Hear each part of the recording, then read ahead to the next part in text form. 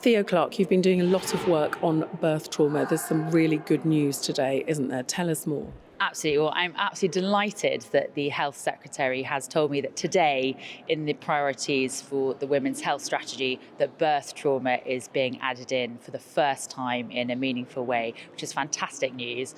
And in particular, one of the things I've been calling for was for better aftercare for mothers. And she's announcing today that there will be a separate checkup with your GP within 8 weeks of giving birth, specifically for the mother, to talk about your physical and mental health. And before it was only ever focused on the babies. That is a huge difference, which I'm hoping is going to make a big change to women right across this country, and it's fantastic news. And this is an issue very close to your heart. You had a difficult time when you gave birth to your daughter. Do you mind telling us a little bit about your own personal experience? Absolutely. So I had a very difficult labour with my daughter, nearly 40 hours. I ended up having very heavy bleeding when she arrived and got rushed into emergency surgery and separated from my daughter. I later discovered, having been awake for 2 hours in surgery, that I'd had what's called a third-degree tear, which is a very significant birth injury. And to be honest, I was completely unaware of birth injuries before I had my own.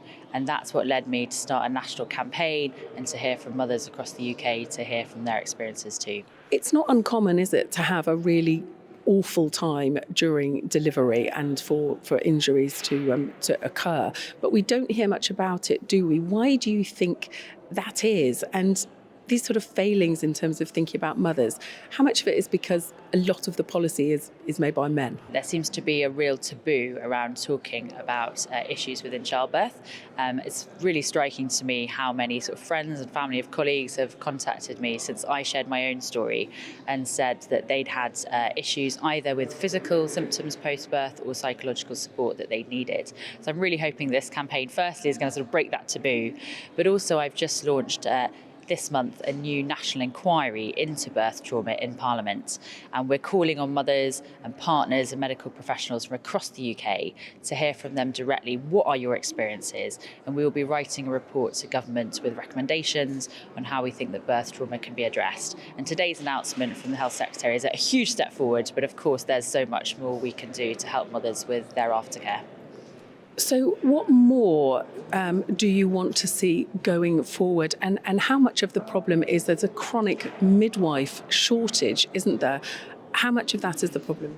So first, I think the government's to be congratulated on firstly having a women's health strategy and also having an NHS long-term workforce plan.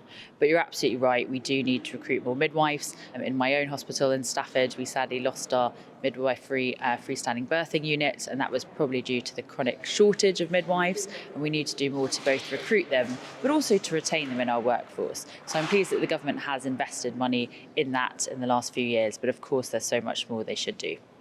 And finally, people hearing this who may have had children recently or in the past, or medical professions who want to contribute to your inquiry, how do they send you the information? So until the 6th of February, I have a public call for evidence, which is listed on my website. And anyone can give evidence. There is no time limit. Whether your story was 20 years ago or 2 years ago, we would like to hear from you. And I think it's so important to have that personal lived experience so that when we're writing our policy recommendations to government, it feels like the voices of women have been heard and listened to.